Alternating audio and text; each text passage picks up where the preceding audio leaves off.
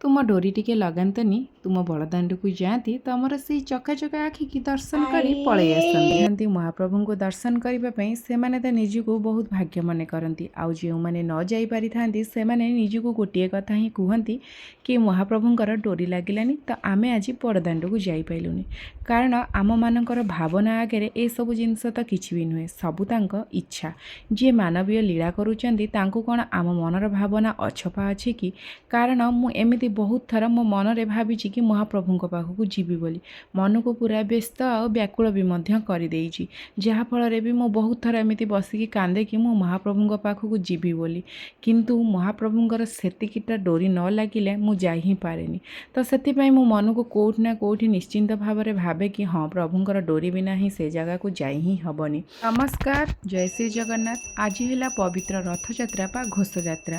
बड़ ठाकुर आज बड़दाण्ड को निजे आसुचंदी लक्षे लक्षे भक्त को दर्शन देवाई। आज फूल तोलिबा दायित्व माँ नहीं जाइथिले। माँ फूल तोली आनी देइथिले आ बाबा प्रत्येक दिन भली आज भी फूलमाला गुंथि देइथिले।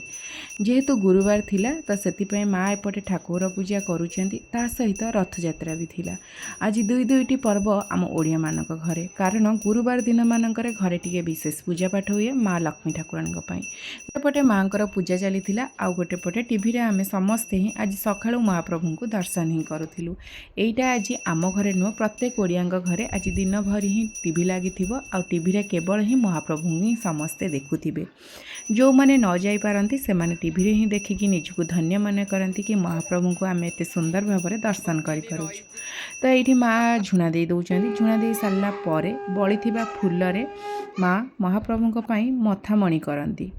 पुपुर बाबा कम जाइए कोलकाता तो से आज महाप्रभु फूलमाला आसीपारि नथिला तो से माँ किछिटा फूल आउ तुलसी रे महाप्रभु छोट छोट मथामणि कर मथामणि करकिना महाप्रभु को पिंधे भी देले।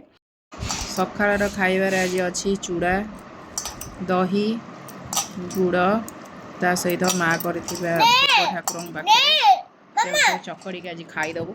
आउ ये टिया सब मेलैकिना पकई देछि खेलना आज जेहेतु स्कूल छुट्टी अच्छी। हाँ बस मु कर दउछि बस। धनर ये चलछि सर्कस खेल। आज मो धन पिंचु नुआ ड्रेस तार रिनी मौसी देइथिला ए ड्रेसटा को दीर्घ 3 वर्ष तले पुत्रमणि आज मोर पिंधि मौसी एकाथरे देइथिला ता पुओ बड़ हेले पिंधिबो बोली। आ सर्कस करच लेफ्ट राइट कला इस जा हो जी भी ड्रेस दबा एमती एकाथरे बड़ दब जमती माने पुओ मोर 2-3 वर्ष पर एकाथरे पिंधिबो। आ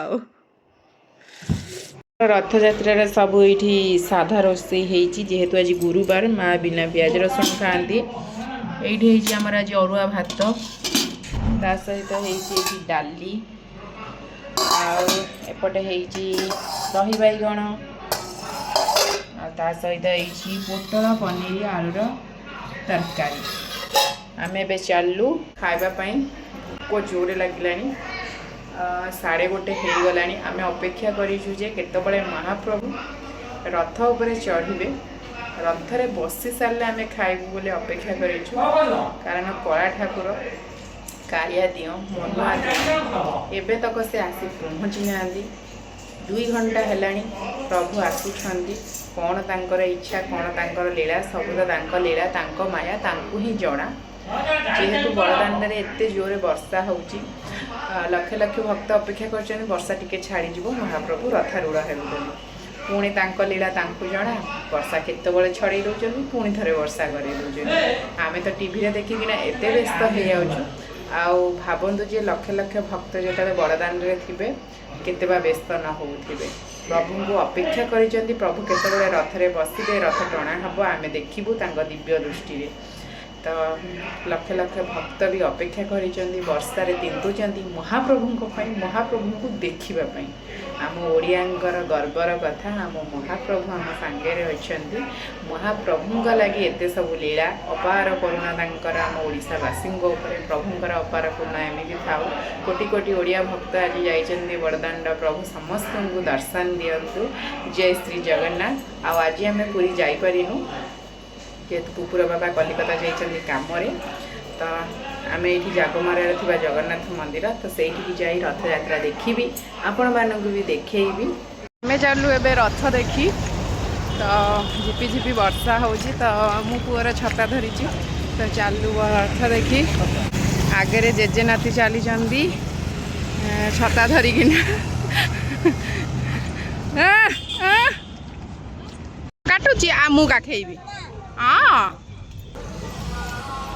ये देखुवे केते लोक ठिया होइचंदी एटा पूरा ट्रैफिक पॉइंट तो ये पूरा ट्रैफिक बंद हो एबे देखो दी साइड रे पूरा लोक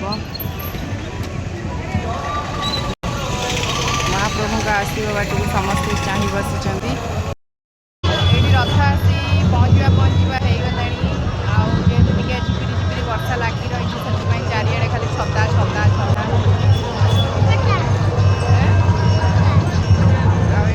भक्तों समागम धीरे धीरे बढ़ा भी लगी।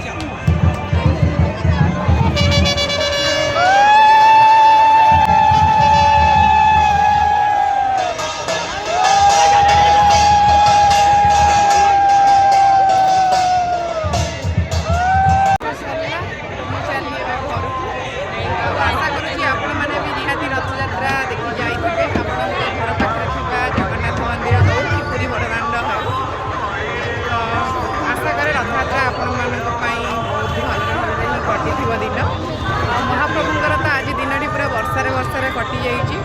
ପୁରା ଓଡ଼ିଶାବାସୀଙ୍କୁ ଆଜି ମହାପ୍ରଭୁ ପୁରା ସ୍ୱଚ୍ଛ କରିଦେଇଛନ୍ତି। ପୁରା ଇନ୍ଦ୍ର ଦେବତା ବୃଷ୍ଟି କରିଛନ୍ତି। ନିଜେ ଚାଲି ପାରୁନାହାନ୍ତି ଗୋଡ଼ରେ କିନ୍ତୁ ନାତିକି କାନ୍ଧରେ ବସେଇ ରଥ ଦେଖେଇବା କଥା ଦେଖେଇଲେ।